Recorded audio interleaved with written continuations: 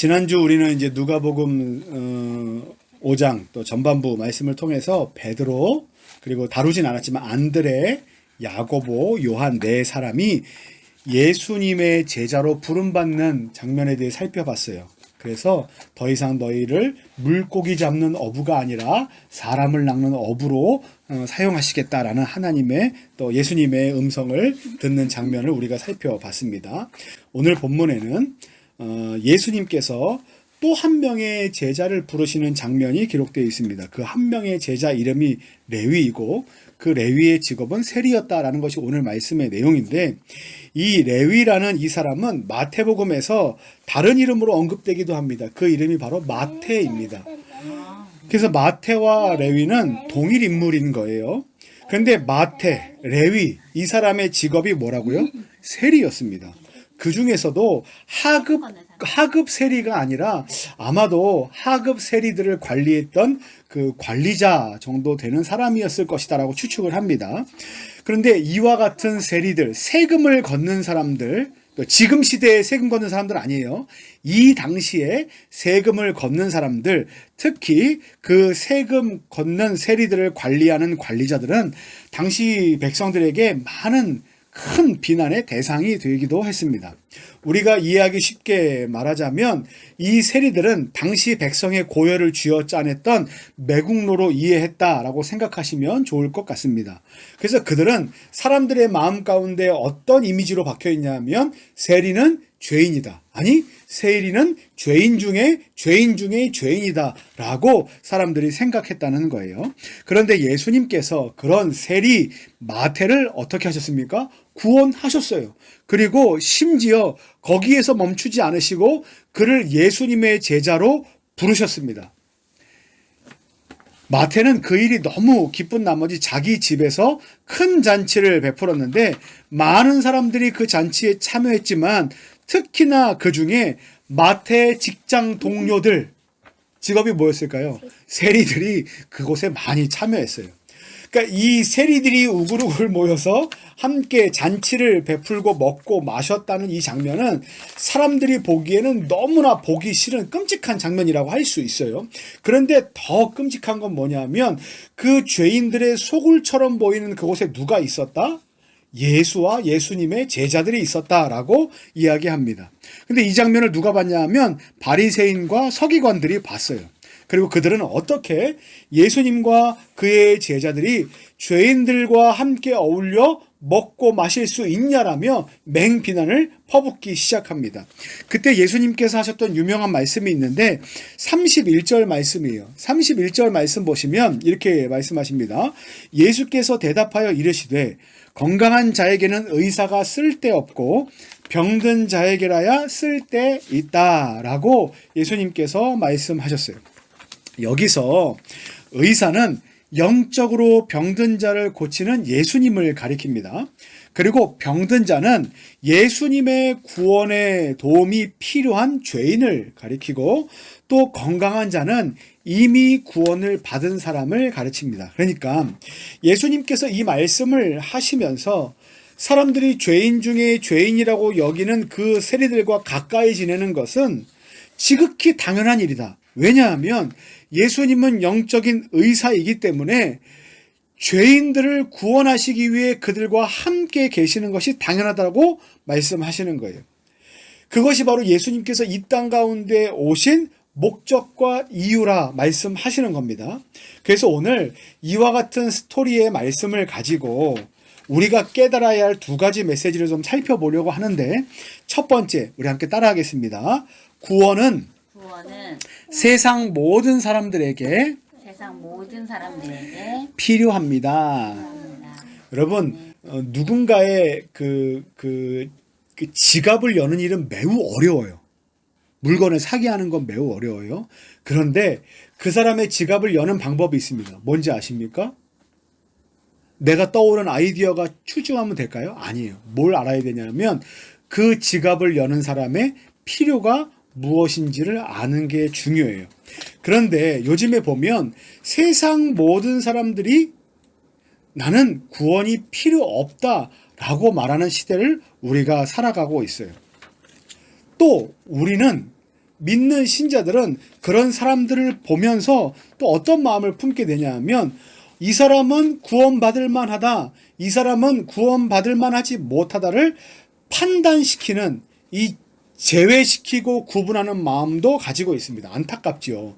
한쪽에서는 내가 구원이 필요 없다라고 말하고 한쪽에서는 내가 구원을 판단하고 있으니 이 땅 가운데 그리스도의 복음이 편만하게 전달되지 못하는 것 아니겠습니까? 근데 우리에게 중요한 것, 뭐 다른 사람의 입장이 아니라 믿는 성도의 입장에서 우리에게 중요하게 요구되는 것이 뭐냐면 예수님의 복음의 메시지는 특정한 누구에게만 필요한 것이 아니라 이 땅에 존재하는 모든 사람들에게 필요하다라는 인식을 우리가 가져야만 한다는 겁니다.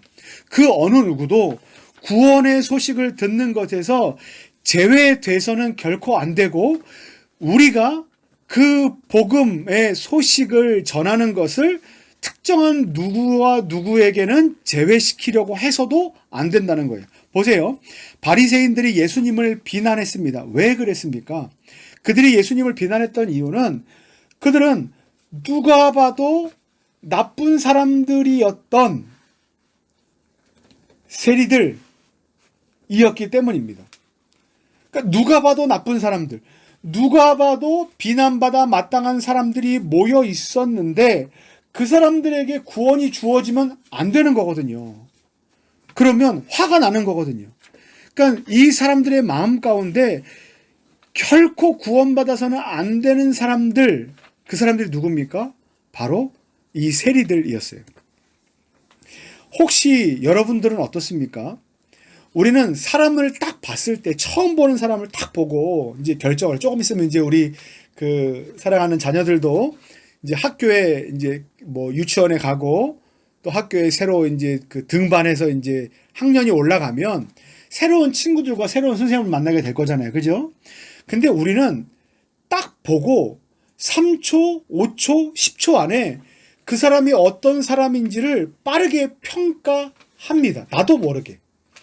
얼굴 표정과 또 얼굴 모양과 잘생겼는가 못생겼는가, 헤어스타일이 이런가 저런가, 옷을 어떻게 입었는가, 어떤 상표의 옷을 입었는가, 어떤 신발을 신었는가, 그리고 옷과 신발의 깨끗함의 정도가 어떠한가 등등을 가지고 우리는 짧은 시간 안에 그 사람을 평가하죠. 그리고 생각합니다. 아, 이 사람은 호감형이다, 이 사람은 비호감형이다 라고 판단하게 됩니다. 그런데 이와 같은 논리가 똑같이 사람을 보고 어떻게 우리는 작동해서 판단하냐면 이 사람은 구원을 받을 만한 사람인가 아닌가에 대해서도 작동시키는 것이 성도들이 갖고 있는 이 직관이라는 거예요.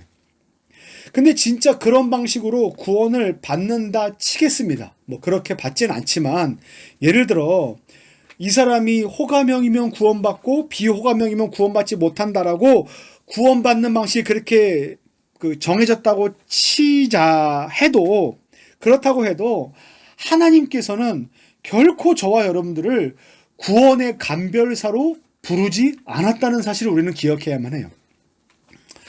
하나님의 구원은요, 예수 그리스도의 구원은, 그 복음의 소식은 호감형에게만 주어지고 비호감형에게는 주어져서는 안 되는 것도 아니고, 더불어 우리가 호감형이라고 생각하는 사람, 비호감형이라고 생각하는 사람을 이렇게 구분시킬 그 능력을, 또 우리에게 권한을 주신 적이 없다라는 것이 오늘 말씀의 이야기입니다. 제가 지난 연말에 가족들과 함께 동대문 쪽방촌에서 어렵게 이제 생활하고 계시는 분들을 대상으로 이제 사역을 하시는 등대교회 김양옥 목사님 또 가정과 함께 교제 나눴던 적이 있어요. 많은 또 이야기들을 듣고 또 많은 또 교제를 나눴는데, 보통 제가 생각하는 노숙인 사역, 뭐 쪽방촌 분들을 위한 사역이라고 하면 이런 거예요. 구호 물품을 나눠준다든지 아니면 식사 한 끼를 대접해준다든지 정도의 사역이 제가 아는 노숙인에 대한 사역, 쪽방촌 노인들에 대한 사역입니다. 근데 이거 진짜 중요한 사역이지만 사실 거기서만 멈춘다면 육적인 필요만 채워주고 마는 것이라고 할 수 있어요. 그런데 제 생각은 육적인 필요를 채워주는 것에서 멈출 때가 많았다는 겁니다. 근데 이 목사님께서 등대교회에서 그렇게 어려운 분들 돕는 일들을 하시면서 꼭 예배를 드리시더라고요. 꼭 예배를.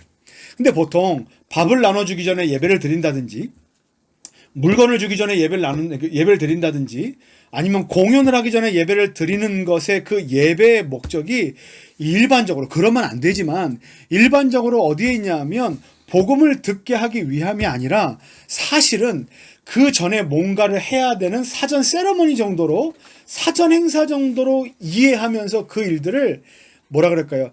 치러낼 때가 종종 있습니다. 교회들이 그렇게 접근할 때가 있어요. 아, 우리 식사하기 전에 간단하게 예배 좀 드리고 먹읍시다. 뭐 이렇게 얘기를 하는 거죠.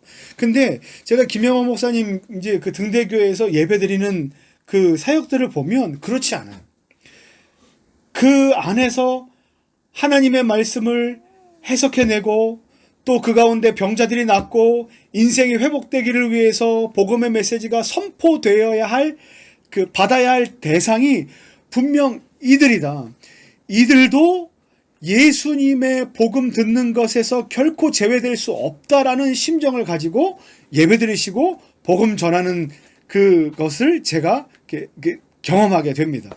그리고 진짜 희한한 게, 보통 부흥회 하면 일반적으로 모든 것이 다 갖춰져 있는 사람들과 예배를 드릴 때 무엇인가 이제 결단하기 위해서 부흥회를 드리는데, 여기는 신년 부흥회, 뭐 연말 부흥회, 무슨 부흥회에서 계속해서 그 쪽방촌 노인들과 함께 부흥회를 한다는 거예요.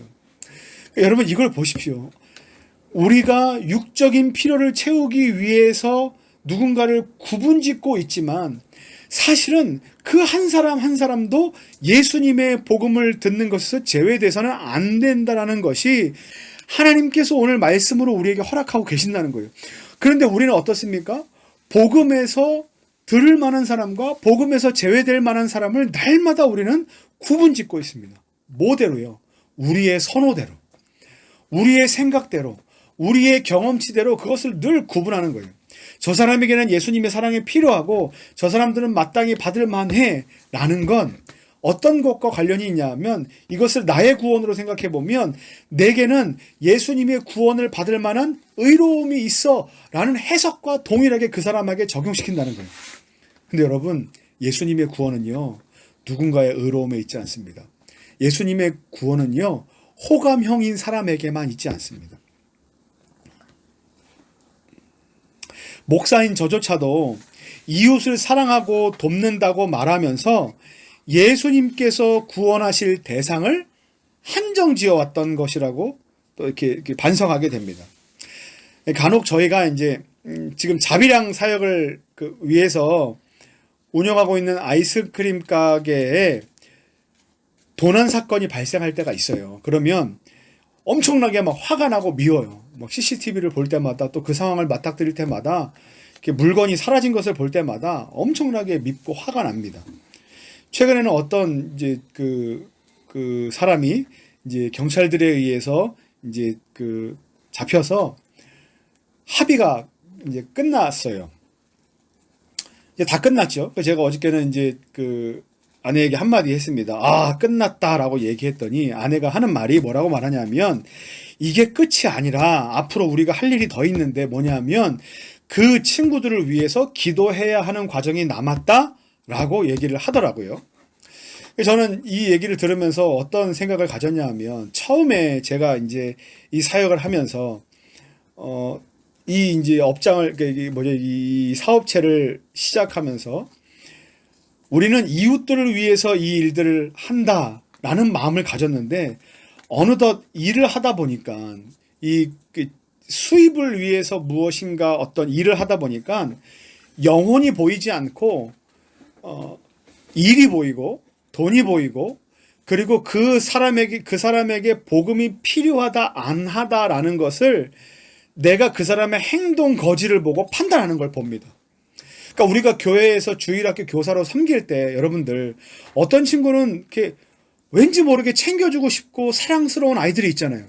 근데 어떤 친구들은 보면 정말 왜 이렇게 말도 안 듣고 이렇게 챙겨주기 싫어할 만큼 이렇게 마음이 가지 않는 친구들이 솔직하게 있어요. 근데 우리 마음 안에 있는 그 마음이 그냥 사랑의 마음이 있냐 없냐가 아니라 어디까지 가냐 하면 얘는 구원받을 만해. 왜냐하면 예배도 잘 드려. 얘는 성경도 잘 읽어. 얘는 뭐도 잘해. 그러니까 구원받을 만해 라고 말하는 건 예수님의 구원에 대한 오해라고요.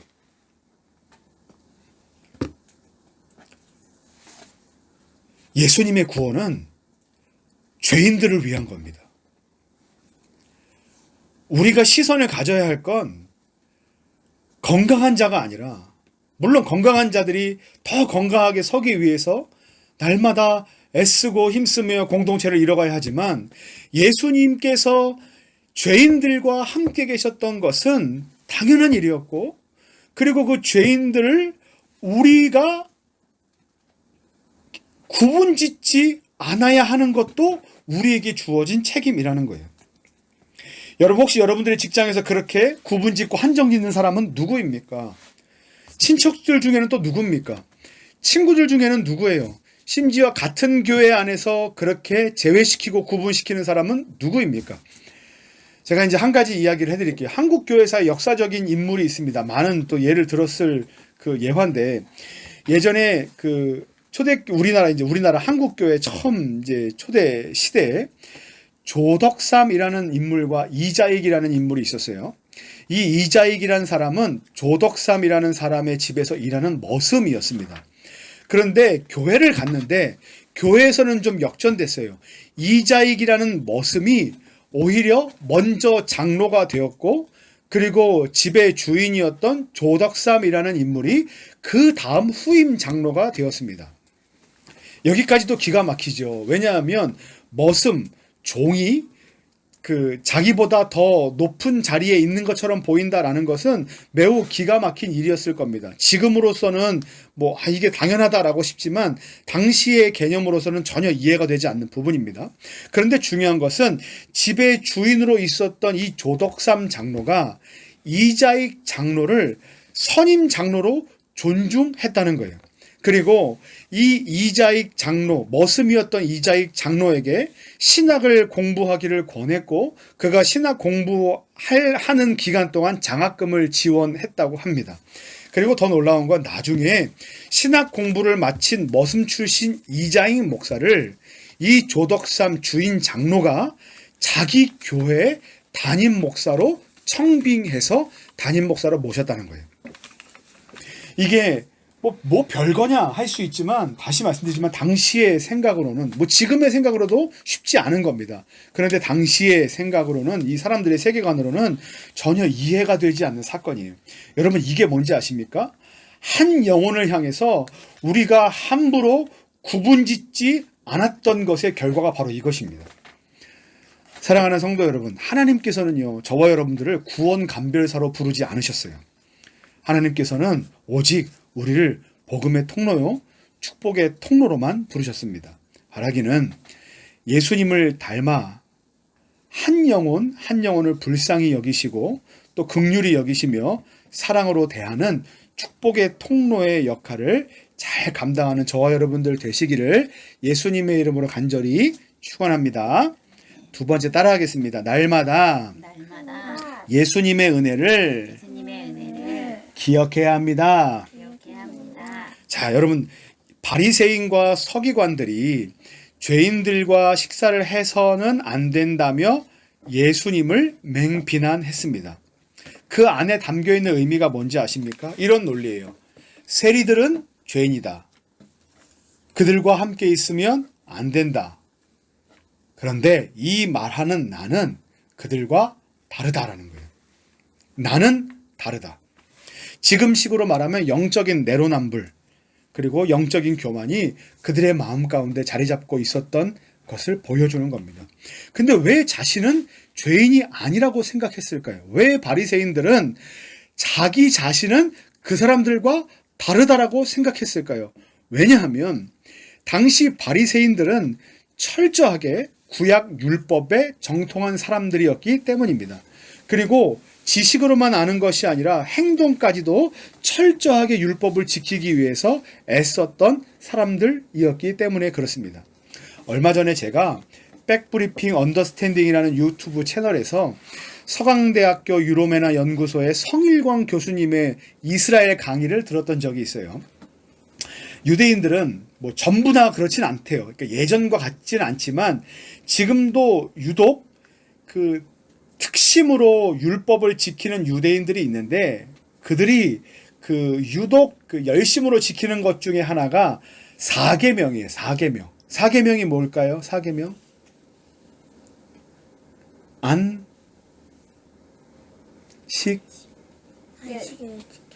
안식일을 지켜요. 우리 사계명을 철저하게 안식일을 기억하여 거룩하게 지키는 것에 아주 문자적으로 지키기 위해 애쓰는 삶을 살아가고 있다고 이제 얘기하면서 두 가지 예화를 소개합니다. 그 중에 첫 번째 예가 뭐냐면, 호텔에 가면 호텔에 엘리베이터가 두 개가 있대요. 근데 우리나라 같으면 보통 엘리베이터 두 개가 있으면 두 개가 다 움직이잖아요. 근데 하나는 평일에만 움직이고 하나는 안식일에만 움직입니다. 그리고 이 평일날 움직이는 거는 누구를 위한 용이냐 하면 외국인들을 위한 용이고, 또 다른 하나 안식일용은 유대인들을 위한 거래요. 그래서 유대인들을 위해서 이게 왜 필요하나 봤더니, 안식일을 기억하여 거룩하게 지킬 때 해서는 안 되는 게 뭐예요? 노동이잖아요. 그러니까 엘리베이터를 타기 위해서 버튼을 누르는 것이 노동이라는 거예요. 그래서 노동을 하지 않기 위해서 이 엘리베이터는 어떻게 작동하냐 하면, 버튼을 눌러도 되지 않아도 될 만큼 각 층에서 문이 열렸다 닫히도록 한다는 거예요. 그러니까 유대인들은 손 하나 까딱하지 않고 엘리베이터를 타고 자기가 원하는 층에 내리기만 하면 되는 그런 엘리베이터를 지금도 사용하고 있다라는 거예요. 또 하나 재밌는 거는, 이스라엘 사람들이 안식일 날이 되면 그 옆에 사는 다른 나라 사람들을 자기 집으로 초대하는 경우가 유독 많다는 겁니다. 다른 날보다 유독 안식일에 그런 그 초대가 많대요. 그래서 왜 그런가 봤더니, 안식일에 노동을 하지 않기 위해서 가스를 사용하고 싶을 때에도 가스를 켜지 못하고, 불을 켜거나 불을 끄고 싶을 때에도 스위치를 누를 수 없기 때문에 바깥에 나가서 이방인들을 불러서 내 집에 들어와서 내 집에 가스불을 좀 켜주세요, 내 집에 전기 스위치를 좀 켜주세요, 꺼주세요를 부탁하기 위해서 부른다는 거예요. 그러니까 지금도 이것을 철저하게 지키는 이러한 일들이 있으니, 예수님 당시에 율법에 정통했던 바리새인들은 얼마나 더 철저하게 그 율법을 지키기 위해서 애썼겠습니까? 예가 있잖아요. 누구예요? 사도 바울 아닙니까? 사도 바울이 예수님을 만나기 전에 사울이란 이름으로 그 율법의 특심한 자로 살아갈 때 어떻게 했습니까? 예수 믿는 사람들을 어떻게 했어요? 돌로 쳐 죽이는데 앞장섰던 사람이 누구예요? 사도 바울이에요. 왜 그랬습니까? 율법에 벗어나는 끔찍한 일을 했다고 생각하기 때문에 그런 일들을 자행한 거예요. 여러분, 그 율법의 특심한 바리새인들이 갖고 있는 영적인 기준과 가치가 뭔지 아십니까? 예수님이요? 아니에요. 그들의 영적인 기준과 가치는 뭐냐 하면 오직 율법을 지키는 것, 그것에 있었어요. 이 정도면 흠이 없을 거다, 이보다 완벽할 수는 없다라는 그 마음이 그들 가운데 늘 자신감으로 자리 잡고 있었다는 거예요. 오늘 우리가 뉴시티 교리문답 15번 문제를 봤지만, 왜 율법이 필요하다고 얘기합니까? 율법이 필요한 것은, 율법의 요구는 뭐냐면 그것을 요구하시는 하나님께서 얼마나 거룩한 분이신지, 그리고 또 그에 반해 우리가 얼마나 죄악된 성향을 가지고 있는지를 알게 하기 위해서 율법이 존재한다는 거예요. 그리고 그것을 깨닫게 된 사람들이 어디로 달려갑니까? 예수님에게로 달려가야만 해요. 이게 율법이 우리에게 요구하는 바입니다. 근데 말씀을 보세요.